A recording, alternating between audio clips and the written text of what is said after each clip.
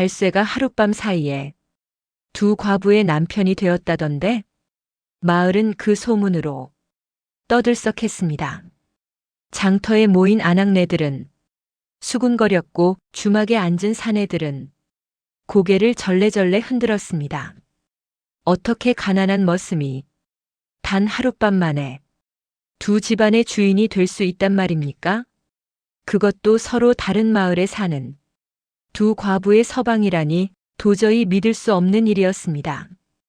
허허, 세상에 그런 일이 어디 있소? 그 달쇠란 자가 무슨 요술이라도 부린 게 아니오? 사람들의 입에서 입으로 온갖 추측이 오갔습니다. 하지만 아무도 몰랐습니다. 그날 밤 달쇠에게 무슨 일이 있었는지를, 그가 왜 두 과부의 집에 동시에 있어야 했는지를, 그리고 그 하룻밤이 그의 인생을 어떻게 바꾸어 놓았는지를 이제 그 이야기를 들려드리겠습니다. 여러분이라면 어떻게 하시겠습니까? 사연 시작 전 구독과 좋아요 부탁드립니다. 조선 중기 경상도의 어느 작은 마을. 해가 채 뜨기도 전 동이 트는 새벽녘이었습니다. 달쇠야, 이놈아, 아직도 자고 있느냐? 박진사의 고함 소리가 헛간을 울렸습니다. 달쇠는 화들짝 놀라 자리에서 벌떡 일어났습니다. 예, 나으리. 지금 나가겠습니다. 그는 서둘러 집신을 신고 헛간 문을 열었습니다. 차가운 새벽 공기가 얼굴을 때렸습니다. 25살의 달쇠는 이박 진사댁에서 벌써 10년째 머슴살이를 하고 있었습니다. 15살의 부모를 잃고 의지할 곳 없이 떠돌다가 이곳에 정착한 것입니다. 박진사는 마을에서 손꼽히는 부자였습니다. 논밭만 수십 마지기, 기와집의 곳간은 언제나 쌀로 가득했습니다. 하지만 그의 성품은 재산과는 정반대였습니다.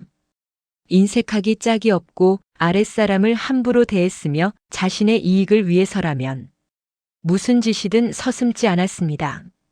이놈, 해가 뜨기 전에 밭두렁을 다 매야 할 게 아니냐?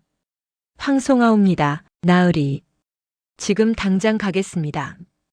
달쇠는 허리를 깊이 숙이고 대답했습니다. 그의 목소리는 낮았지만 그 속에 담긴 정직한 만큼은 누구도 부정할 수 없었습니다. 박진사는 코웃음을 쳤습니다. 흥, 쓸모없는 놈. 밥값이나 하려무나. 달쇠는 아무 말 없이 호미를 들고 밭으로 향했습니다. 그의 등 뒤로 박진사의 욕지거리가 계속 들려왔지만 달쇠는 그저 묵묵히 걸어갈 뿐이었습니다. 이른 새벽부터 해질녘까지 달쇠는 쉬지 않고 일했습니다.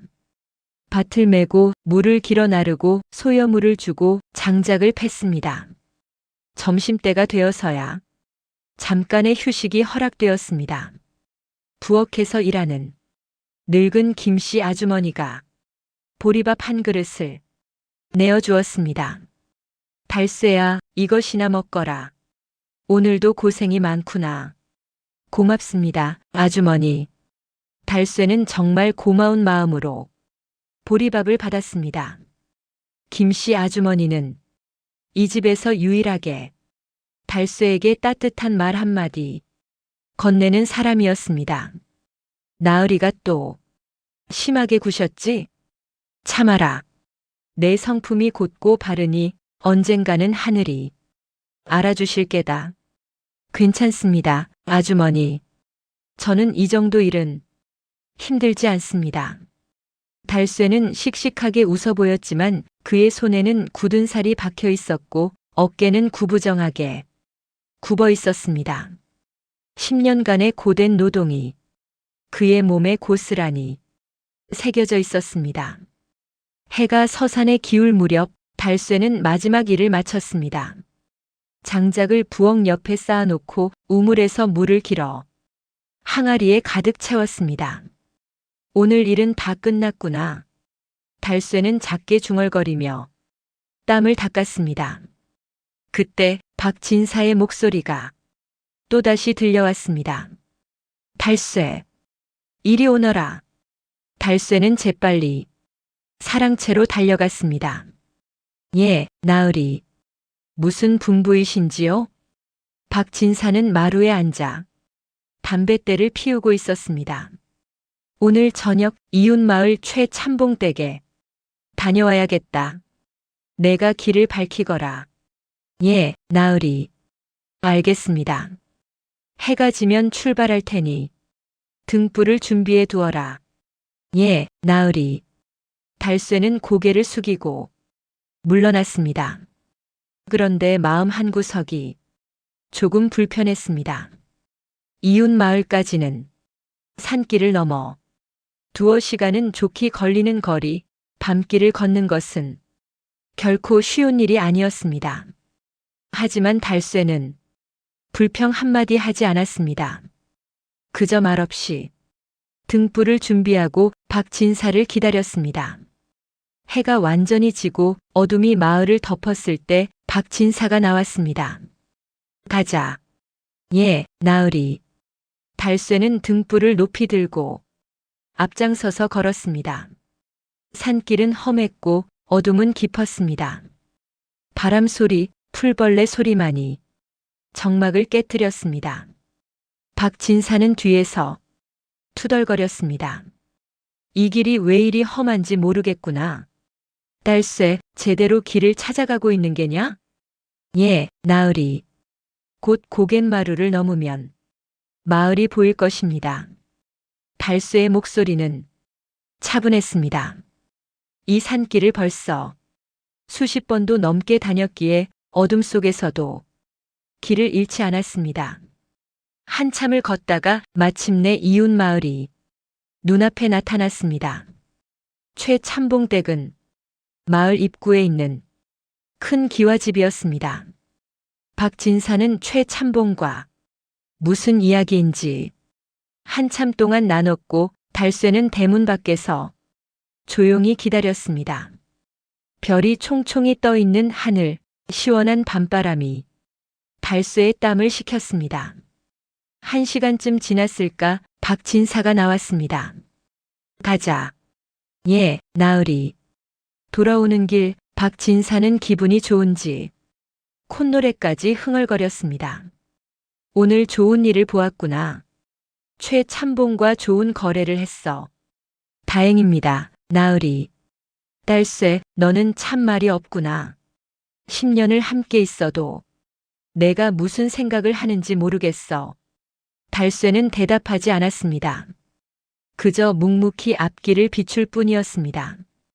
고갯마루를 넘어 산길로 접어들 무렵 박진사가 갑자기 말했습니다. 달쇠, 나는 먼저 가마. 너는 천천히 오너라. 예. 나으리, 어두운 밤길을 혼자 가시려고요? 괜찮다. 달빛이 밝으니 길을 찾을 수 있어. 너는 천천히 뒤따라오거라. 그렇게 말하고는 박진사는 혼자 앞서 걸어갔습니다. 달쇠는 고개를 갸우뚱했지만 주인의 명을 거역할 수 없었습니다. 그는 천천히 걸으며 등불을 들고 박진사를 따라갔습니다. 그런데 이상했습니다. 박진사의 뒷모습이 점점 멀어지더니 어느새 완전히 사라졌습니다. 나으리, 나으리. 달쇠가 소리쳤지만 대답은 없었습니다. 그는 발걸음을 재촉했습니다. 산길을 벗어나 평지로 내려올 때쯤 달쇠는 이상한 소리를 들었습니다. 아, 누군가의 비명소리 그리고 물소리가 들렸습니다. 달쇠는 깜짝 놀라 소리가 나는 쪽으로 달려갔습니다. 마을 앞 개울가 어둠 속에서 무언가가 움직이는 것이 보였습니다. 달쇠는 등불을 높이 들고 그곳으로 다가갔습니다. 그리고 그가 본 것은 강물에 빠져 허우적거리는 두 명의 여인이었습니다. 달쇠는 단 한순간도 망설이지 않았습니다. 등불을 강가 바위 위에 올려놓고 재빨리 물속으로 뛰어들었습니다. 철썩 차가운 물이 온몸을 감쌌습니다. 한 여인이 물속으로 가라앉고 있었습니다. 달쇠는 재빨리 그녀의 옷자락을 붙잡고 강둑으로 끌어올렸습니다. 으흑, 으흑. 여인은 기침을 하며 물을 토해냈습니다.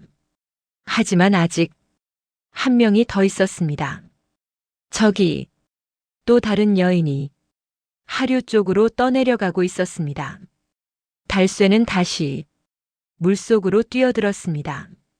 물살이 거셌습니다. 봄철 산에서 내려온 물은 차갑고 빨랐습니다. 하지만 달쇠는 포기하지 않았습니다. 10년간 농사일로 단련된 그의 팔은 힘차게 물을 가르며 여인에게 다가갔습니다. 잡았다. 달쇠는 여인의 손을 붙잡고 있는 힘을 다해 강둑으로 헤엄쳐 갔습니다. 한참을 허우적거린 끝에 드디어 두 사람 모두 강둑에 올라섰습니다. 두 여인은 기침을 하며 물을 토해냈습니다. 달쇠도 숨을 헐떡이며 그 자리에 주저앉았습니다. 온몸이 젖어 있었고 추위가 뼛속까지 파고들었습니다. 잠시 후 한 여인이 겨우 정신을 차리고 고개를 들었습니다. 고맙습니다. 은인이시여. 달쇠는 그제야 등불을 가져와 두 여인의 얼굴을 비춰봤습니다. 한 여인은 30 남짓 되어 보였고 또 한 여인은 20대 후반쯤 되어 보였습니다. 두 사람 모두 흰 치마 저고리를 입고 있었는데 과부의 옷차림이었습니다. 괜찮으십니까? 달쇠가 조심스럽게 물었습니다. 나이가 많아 보이는 여인이 고개를 끄덕였습니다. 덕분에 살았습니다. 정말 고맙습니다. 그녀의 목소리는 떨리고 있었습니다. 저희가 다리를 건너다가 발을 헛디뎠습니다. 은인께서 아니었다면 저희는 목숨을 잃을 뻔했습니다. 젊은 여인도 고개를 숙이며 감사를 표했습니다. 정말 감사합니다. 어떻게 이 은혜를 갚아야 할지 달쇠는 손을 내저었습니다. 아닙니다. 당연한 일을 했을 뿐입니다. 다치신 곳은 없으십니까? 두 여인은 서로를 바라보며 몸을 살폈습니다. 다행히 큰 상처는 없는 듯 했습니다. 하지만 문제가 있었습니다. 옷이 모두 젖어 있었고 밤 공기는 차가웠습니다. 이대로 있다가는 병이 날 게 분명했습니다. 나이든 여인이 말했습니다. 저는 이 마을 동쪽에 삽니다. 집이 그리 멀지 않습니다. 젊은 여인도 말했습니다. 저는 서쪽 마을에 삽니다. 역시 가까운 곳입니다. 두 여인은 서로를 보며 놀란 표정을 지었습니다. 아니, 아주머니도 이 근처에 사셨습니까? 그러게요. 저는 처음 뵙는 것 같은데요. 두 사람은 서로 모르는 사이였습니다. 다만 우연히 같은 시간, 같은 다리를 건너다가 물에 빠진 것이었습니다. 나이든 여인이 달쇠에게 말했습니다. 은인께서도 옷이 다 젖으셨으니 제 집에 가셔서 옷을 말리시지요. 이대로는 병이 나실 것입니다. 젊은 여인도 거들었습니다. 아닙니다. 저희 집이 더 가깝습니다. 은인께서는 저희 집으로 가십시오. 두 여인은 서로 달쇠를 자기 집으로 데려가려 했습니다. 달쇠는 난처했습니다. 아닙니다. 저는 괜찮습니다. 두 분께서 무사하시니 저는 이만 가보겠습니다. 하지만 나이든 여인이 달쇠의 팔을 붙잡았습니다. 안 됩니다. 은인께서 병이 나시면 저희가 어찌 마음 편히 살 수 있겠습니까? 제발 제 집에 가십시오. 젊은 여인도 고집을 부렸습니다. 아닙니다. 저희 집으로 가십시오. 따뜻한 차라도 드시고 옷을 말리셔야 합니다. 두 여인의 고집에 달쇠는 어쩔 수 없었습니다. 그는 고민 끝에 한 가지 방법을 생각해냈습니다. 그럼 이렇게 하시지요. 두 분 모두 댁으로 돌아가셔서 옷을 갈아입으십시오. 저는 여기서 불을 피워 옷을 말리겠습니다. 하지만 두 여인은 고개를 저었습니다. 안 됩니다. 밤이 깊었는데 어찌 이런 곳에 홀로 계시겠습니까? 맞습니다. 제발 저희 집에 가십시오. 결국 달쇠는 두 여인의 간곡한 청을 거절할 수 없었습니다. 그는 깊은 한숨을 쉬고 말했습니다. 그럼 동쪽 마을댁에 먼저 들러 옷을 말린 후 서쪽 마을댁으로 가겠습니다. 두 분 모두 무사히 집에 도착하시는지 확인하고 싶습니다. 두 여인은 그제야 고개를 끄덕였습니다. 고맙습니다, 은인이시여. 달쇠는 먼저 나이든 여인 춘희의 집으로 향했습니다. 그녀의 집은 동쪽 마을 끝자락에 있는 작은 초가집이었습니다. 들어오십시오. 춘희가 문을 열었습니다. 집안은 단출했지만 깨끗하게 정돈되어 있었습니다. 잠깐만 기다리십시오. 불을 지피겠습니다. 춘희는 아궁이에 불을 지폈고 곧 따뜻한 기운이 방 안을 채웠습니다. 이 옷을 입으십시오. 돌아가신 남편의 옷입니다. 춘희가 깨끗한 옷을 내밀었습니다. 달쇠는 고맙다는 인사를 하고 옷을 갈아입었습니다. 춘희는 부엌에서 따뜻한 차를 끓여왔습니다.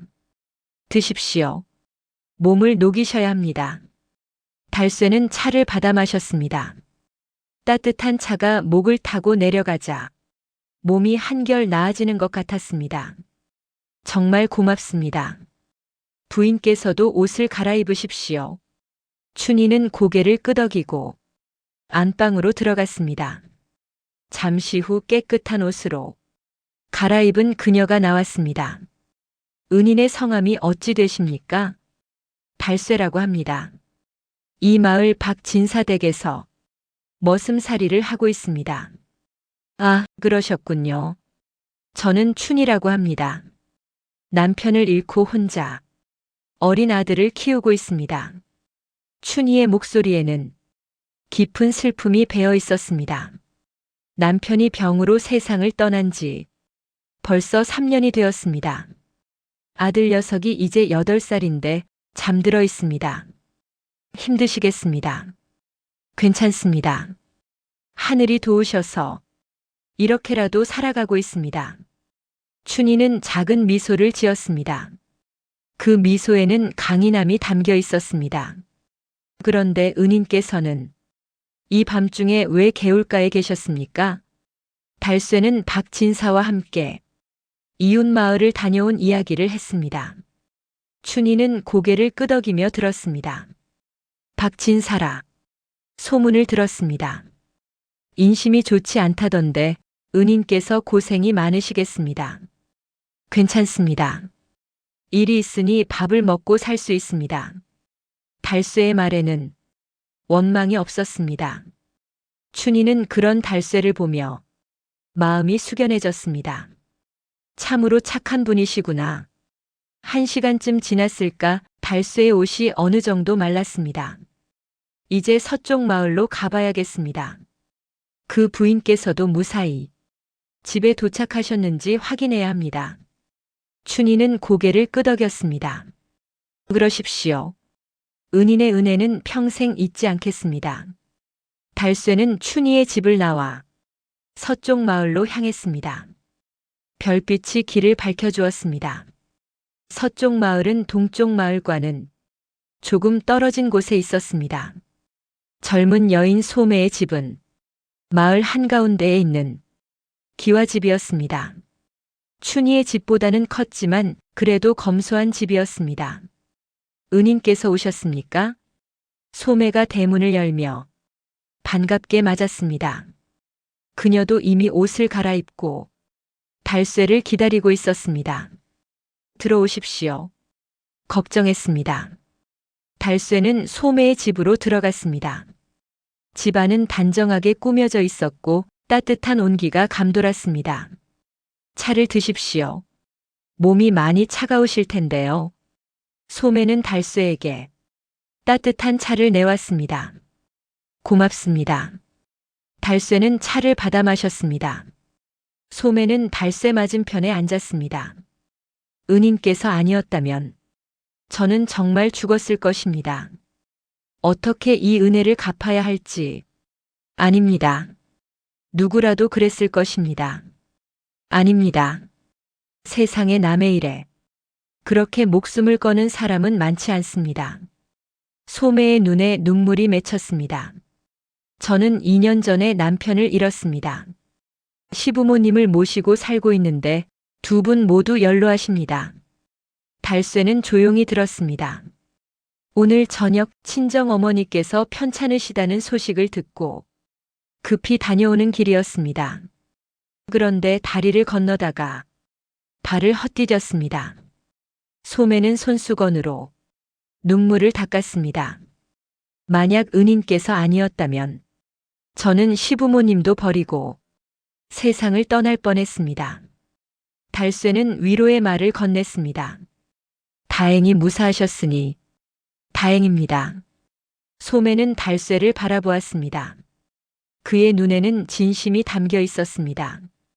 이렇게 선한 분이 계시다니. 소매는 마음속으로 생각했습니다.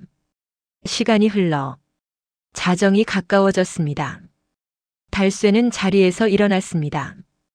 이제 돌아가야겠습니다. 늦은 시간까지 폐를 끼쳤습니다. 소매가 황급히 말했습니다.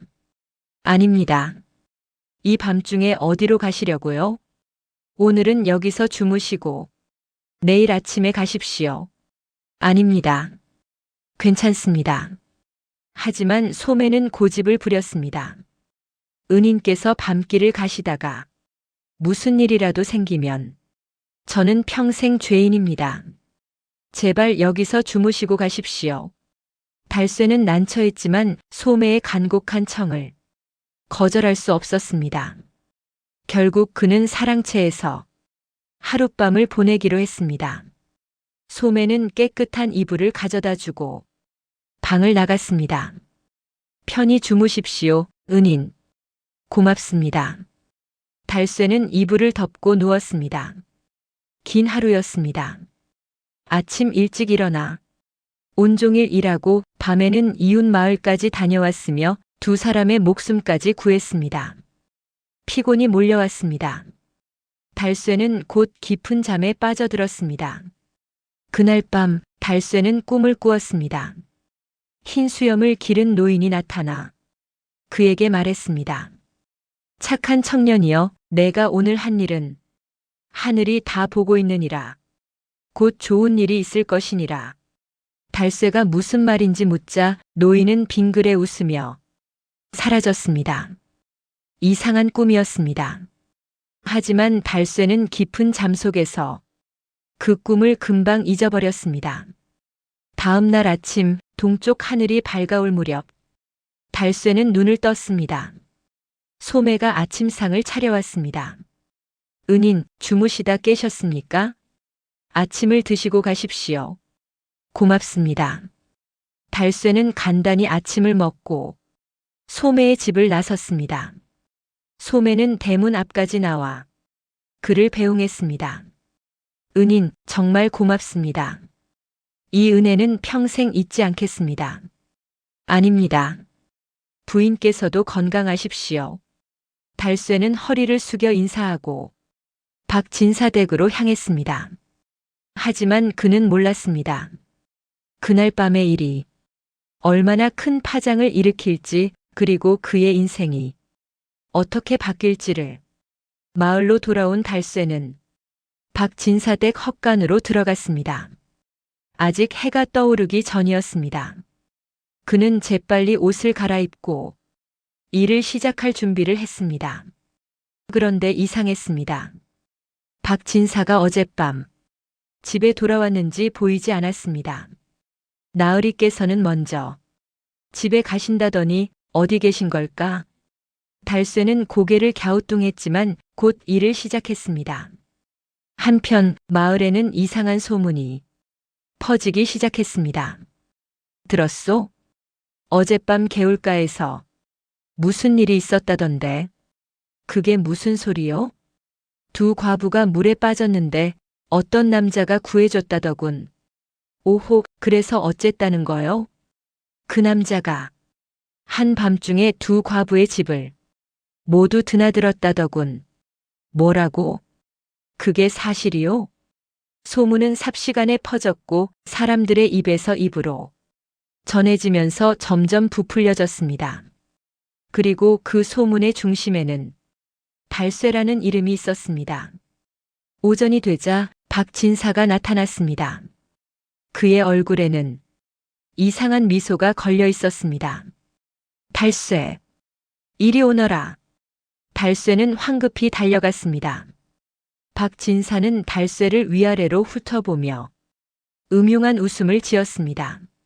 내 녀석, 어젯밤 재미있는 일을 했더구나. 달쇠는 박진사의 말뜻을 알 수 없었습니다. 나으리, 무슨 말씀이신지. 박진사는 비웃듯 코웃음을 쳤습니다. 모르는 척하지 마라. 마을에 벌써 소문이 자자하더구나.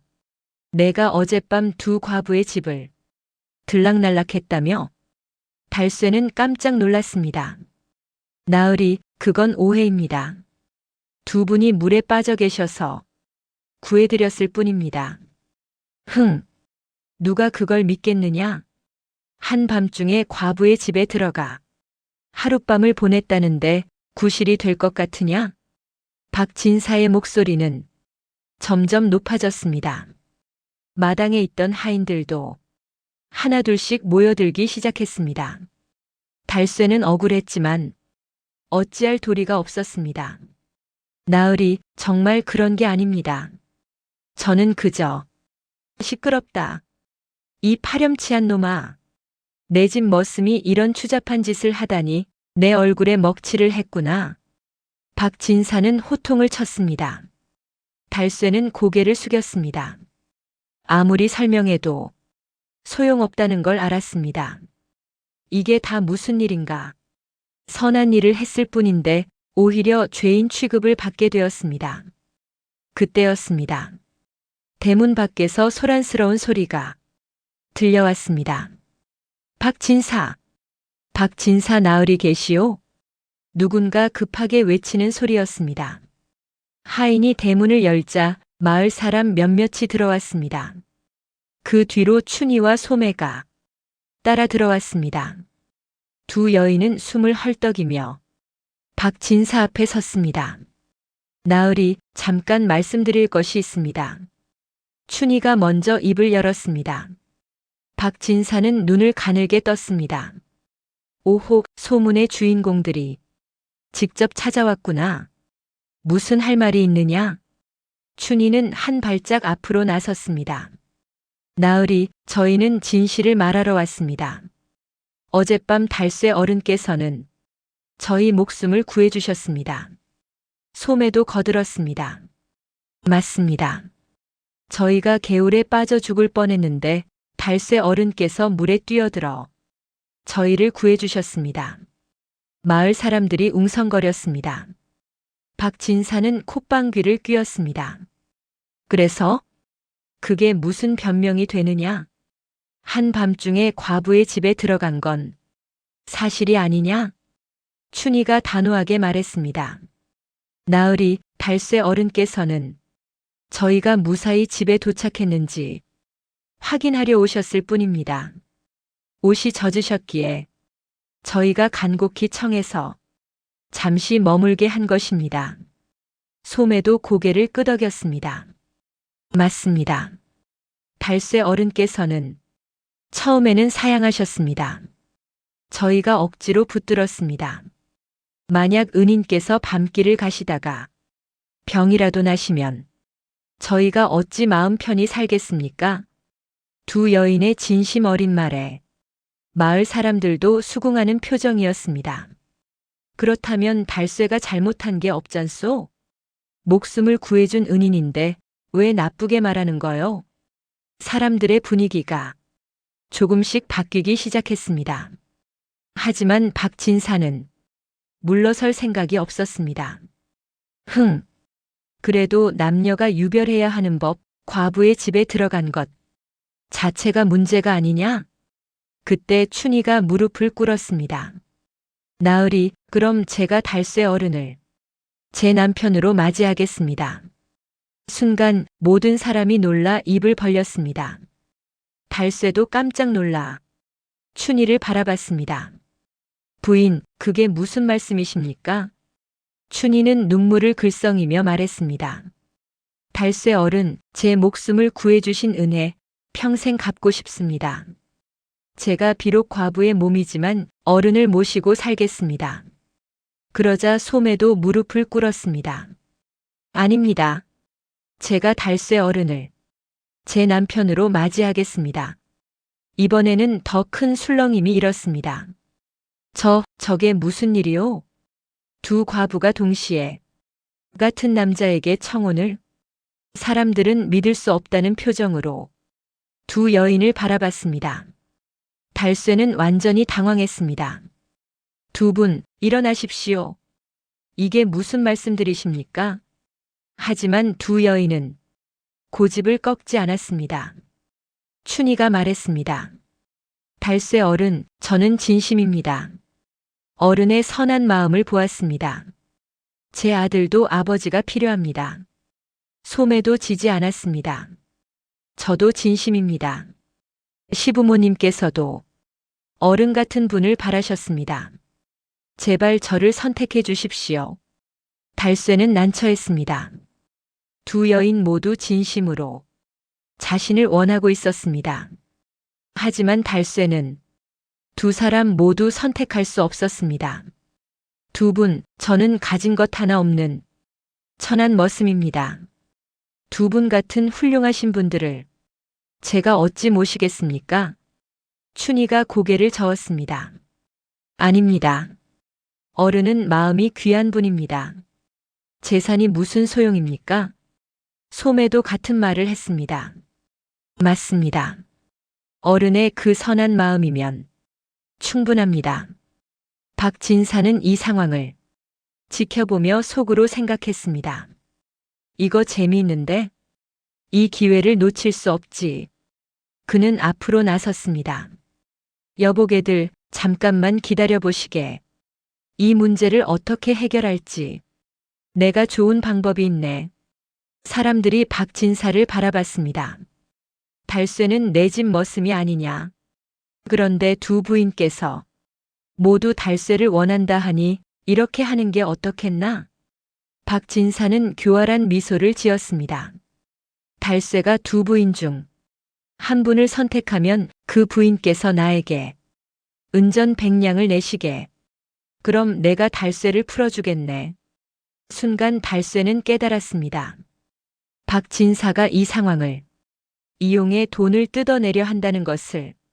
춘희는 고개를 떨구었습니다. 나으리, 저는 그런 큰 돈이 없습니다. 가난한 과부인 걸 아시지 않습니까? 소매도 난처한 표정을 지었습니다. 저도 마찬가지입니다. 은전 100냥은 너무 큰 돈입니다. 박진사는 어깨를 으쓱했습니다. 그럼 어쩔 수 없지. 달쇠는 계속 내 집 머슴으로 남아야 하네. 그리고 오늘 일로 소문이 났으니 두 부인도 명예의 먹칠이 되었을 테고. 박진사의 말에 두 여인은 절망했습니다. 마을 사람들도 안타까워하는 표정이었습니다. 박진사께서 너무 심하시는 게 아니오? 그렇소. 목숨을 구해준 은인인데 어찌 그리하시오? 하지만 박진사는 아랑곳하지 않았습니다.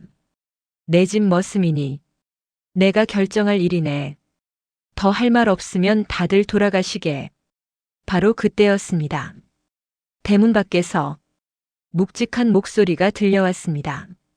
잠깐, 내가 한마디 하겠네. 모두가 고개를 돌렸습니다. 마을의 훈장, 김 훈장이 지팡이를 짚고 천천히 들어오고 있었습니다. 그의 손에는 낡은 문서 한 장이 들려 있었습니다. 박진사의 얼굴이 굳어졌습니다. 김 훈장 어른, 웬일이십니까? 김 훈장은 마당 한가운데 섰습니다. 박진사, 자네가 지금 하는 짓이 떳떳한가? 무슨 말씀이십니까? 김 훈장은 손에 든 문서를 높이 들어 보였습니다. 이 문서를 보게. 25년 전 자네 아버지께서 나에게 맡긴 문서일세. 박진사의 얼굴이 창백해졌습니다. 김 훈장은 문서를 펼쳤습니다. 이 문서에는 한 아이에 대한 기록이 적혀 있네. 25년 전 이 마을에 떠돌던 아이가 있었지. 그 아이의 부모는 양반이었으나 영모에 휘말려 몰락했네. 사람들이 숨죽여 들었습니다. 그 아이를 불쌍히 여긴 이가 바로 자네 아버지였네. 자네 아버지는 그 아이를 머슴으로 들였지만 언젠가 그 아이의 신분을 회복시켜 주겠다고 약속했네. 김 훈장은 달쇠를 바라봤습니다. 그 아이가 바로 달쇠일세. 모든 사람이 놀라 달쇠를 바라봤습니다. 달쇠 자신도 믿을 수 없다는 표정이었습니다. 저를 말씀하시는 겁니까? 김 훈장은 고개를 끄덕였습니다. 그렇네. 자네 부친은 진주 이씨 가문이 선비였네. 영모 누명을 쓰고 유배를 가셨다가 돌아가셨지. 그 전에 자네를 이 마을에 숨겨둔 것일세. 달쇠는 두 손으로 얼굴을 감쌌습니다. 15년간 자신이 누군지도 모른 채 살아왔는데 이제야 진실을 알게 되었습니다. 김 훈장은 다시 박진사를 보았습니다. 자네 아버지는 달쇠가 25이 되는 해에 이 문서를 보여주고 신분을 회복시켜 주려 했네. 하지만 자네 아버지께서 일찍 돌아가셨고 자네는 이 사실을 모른 채 달쇠를 머슴으로만 부렸지. 박진사는 땅을 보며 아무 말도 하지 못했습니다. 김 훈장은 문서를 달쇠에게 건넸습니다. 달쇠, 이제 자네는 자유의 몸일세. 더 이상 머슴이 아니네. 자네 부친의 명예도 곧 회복될 것일세. 내가 관아에 상소를 올리겠네. 달쇠는 떨리는 손으로 문서를 받았습니다. 그의 눈에서 눈물이 흘렀습니다. 훈장님, 정말 감사합니다. 김 훈장은 달쇠의 어깨를 두드렸습니다. 자네는 참으로 훌륭한 청년일세. 어려운 환경에서도 선한 마음을 잃지 않았으니 하늘이 자네를 버리지 않은 것일세. 마을 사람들은 박수를 쳤습니다. 잘 됐소. 정말 잘 됐어. 달쇠가 양반 집안 자제였다니. 춘희와 소매도 기쁨의 눈물을 흘렸습니다. 박진사는 고개를 들지 못하고 그 자리를 떠났습니다. 그의 뒷모습은 초라하기 그지없었습니다. 김 훈장이 달쇠에게 말했습니다. 달쇠, 이제 자네는 새로운 삶을 살 수 있네. 두 부인께서 자네를 원하시니 자네 마음을 따르게. 달쇠는 춘희와 소매를 바라봤습니다. 두 여인 모두 그를 진심으로 대하고 있었습니다. 하지만 달쇠는 알고 있었습니다. 한 사람만 선택할 수는 없다는 것을. 두 사람 모두 자신에게 소중한 은인이었습니다. 달쇠는 깊이 생각에 잠겼습니다. 어떻게 해야 할까? 바로 그때 춘희가 먼저 입을 열었습니다. 달쇠 어른, 저는 괜찮습니다. 소매 아주머니께서 어른을 더 필요로 하시는 것 같습니다. 시부모님을 모시고 계시니까요. 소매가 깜짝 놀라 춘희를 바라봤습니다. 아니에요, 언니. 언니께서 혼자 어린 아드님을 키우고 계시잖아요. 제가 양보하겠습니다. 두 여인은 서로를 배려했습니다. 그 모습을 보며 달쇠는 깨달았습니다. 진정한 선함이 무엇인지를. 그는 두 여인 앞에 무릎을 꿇었습니다. 두 분, 제게 시간을 주십시오. 제가 먼저 부친의 명예를 회복하고 떳떳한 사람이 된 후에 다시 찾아뵙겠습니다. 두 여인은 고개를 끄덕였습니다. 알겠습니다, 어른. 기다리겠습니다. 달쇠는 일어나 김 훈장에게 큰 절을 올렸습니다. 훈장님, 평생의 은혜 잊지 않겠습니다. 김 훈장은 흐뭇하게 웃었습니다. 가거라, 달쇠. 하늘이 자네와 함께할 것일세. 달쇠는 마을을 떠났습니다. 그의 앞에는 새로운 인생이 펼쳐져 있었습니다. 그리고 그가 떠난 자리에는 두 여인의 기다림과 마을 사람들의 축복이 남아 있었습니다. 석 달이 흘렀습니다. 김 훈장의 도움으로 달쇠의 부친에 대한 조사가 시작되었고 마침내 영모 누명이 완전히 벗겨졌습니다. 한양의 관아에서는 이씨 가문의 명예를 회복시키고 달쇠에게 선대의 땅과 재산을 돌려주었습니다. 단순한 머슴에서 하루아침에 양반이 된 것이 아니었습니다. 원래 그의 자리로 돌아온 것이었습니다. 하지만 달쇠는 달라지지 않았습니다. 여전히 겸손했고 여전히 선했으며 여전히 약한 이들을 돌아봤습니다. 이 모든 게 꿈만 같습니다. 달쇠는 한양 거리를 걸으며 혼잣말을 했습니다. 석 달 동안 그는 부친의 옛 동료들을 찾아다니며 진실을 밝히는 데 힘썼습니다. 김 훈장도 여러 번 한양을 오가며 그를 도왔습니다. 그리고 마침내 모든 것이 제자리를 찾았습니다. 이제 마을로 돌아가야겠습니다. 달쇠는 짐을 꾸렸습니다. 그의 마음속에는 두 여인의 얼굴이 떠올랐습니다. 춘희와 소매. 그들은 지금 어떻게 지내고 있을까? 여전히 자신을 기다리고 있을까? 달쇠는 서둘러 마을로 향했습니다. 나흘을 걸어 마침내 고향 마을에 도착했습니다. 마을은 여전했습니다. 하지만 달쇠를 보는 마을 사람들의 눈빛은 달라져 있었습니다. 오, 달쇠 나리께서 오셨구려. 나리, 돌아오셨습니까? 사람들은 반가이 맞아주었습니다. 달쇠는 허리를 숙여 인사했습니다. 고맙습니다, 여러분. 그간 안녕하셨습니까?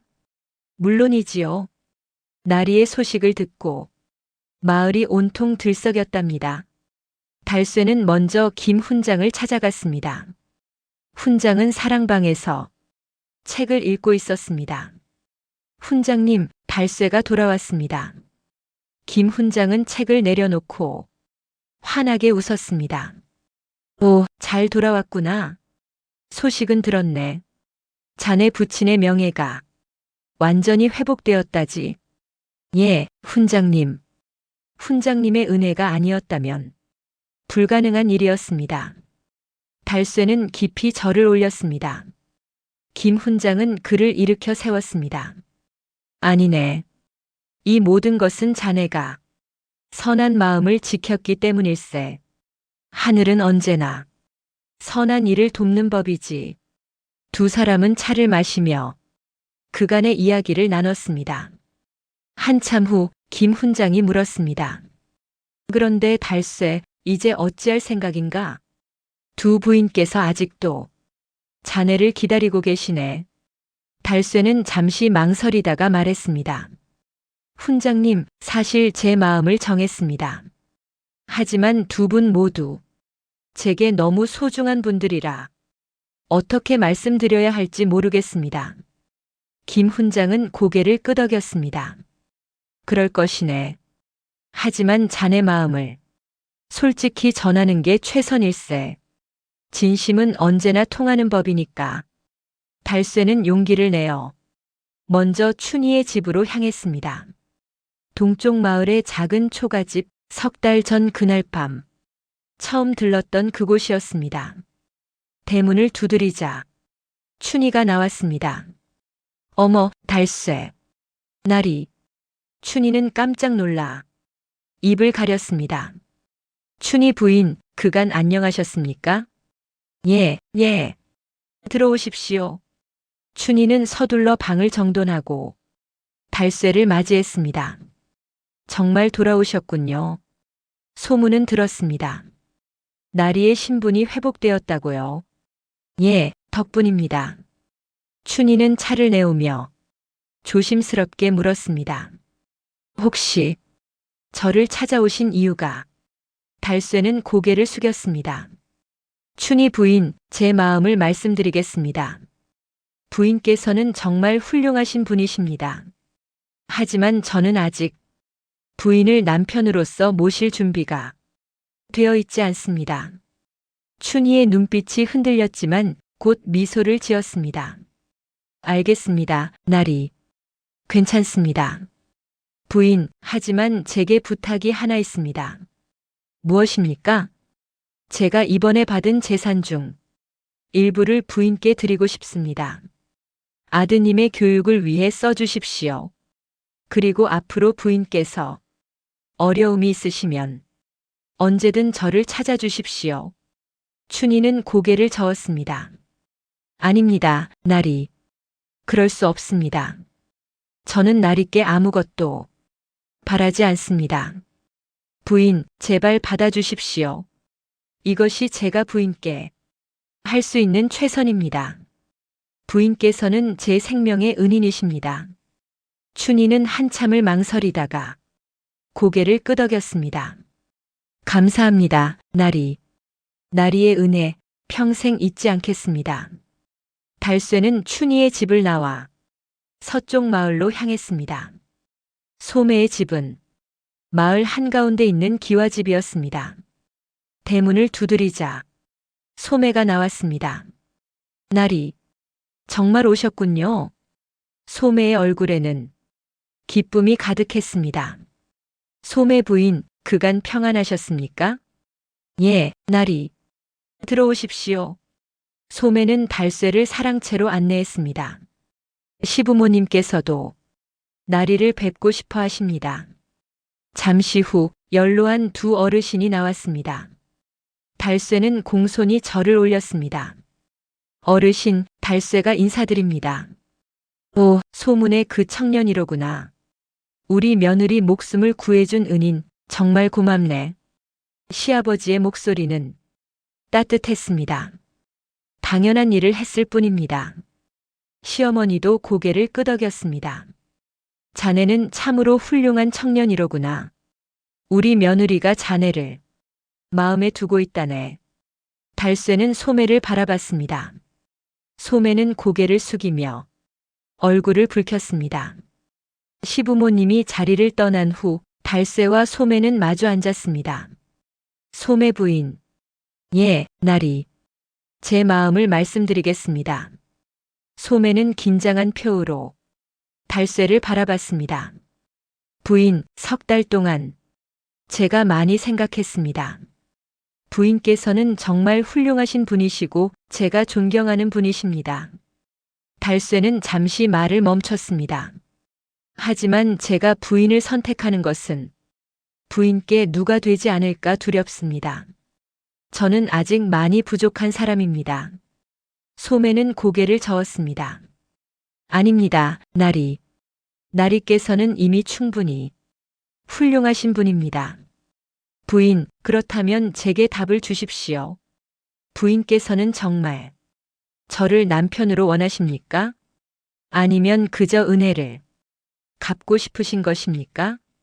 소매는 잠시 침묵했습니다. 그리고 천천히 입을 열었습니다. 나리, 처음에는 은혜를 갚고 싶은 마음이었습니다. 하지만 나리의 선한 마음을 보며 진심으로 나리를 존경하게 되었고 곁에서 모시고 싶어졌습니다. 달쇠는 소매의 눈을 바라봤습니다. 그 눈에는 진심이 담겨 있었습니다. 부인, 그럼 제가 부탁이 하나 있습니다. 무엇입니까? 시간을 주십시오. 제가 먼저 이 마을에 정착하고 부인의 가족들을 돕고 그들에게 인정을 받은 후에 정식으로 혼인을 청하겠습니다. 소매는 환하게 웃었습니다. 알겠습니다, 나리. 기다리겠습니다. 달쇠는 안도의 한숨을 쉬었습니다.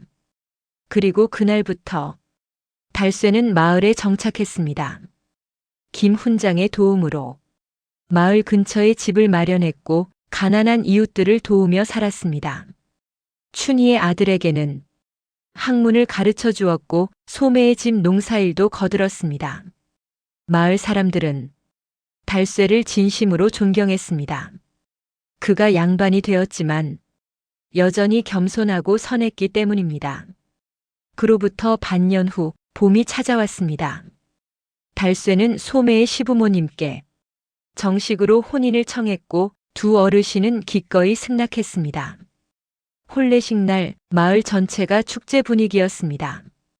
춘희도 아들의 손을 잡고 축하하러 왔습니다. 나리, 정말 축하드립니다. 소매 아주머니와 행복하십시오. 춘희의 미소는 진심이었습니다. 고맙습니다, 춘희 부인.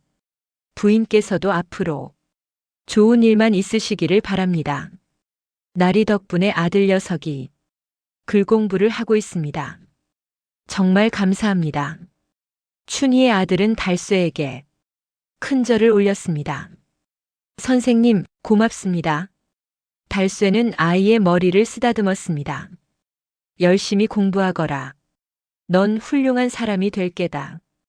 혼례식이 끝나고 달쇠와 소매는 행복하게 살았습니다. 시부모님을 정성껏 모셨고 마을의 가난한 이들을 도왔습니다. 2년 후 춘희도 좋은 배필을 만나 재혼했습니다.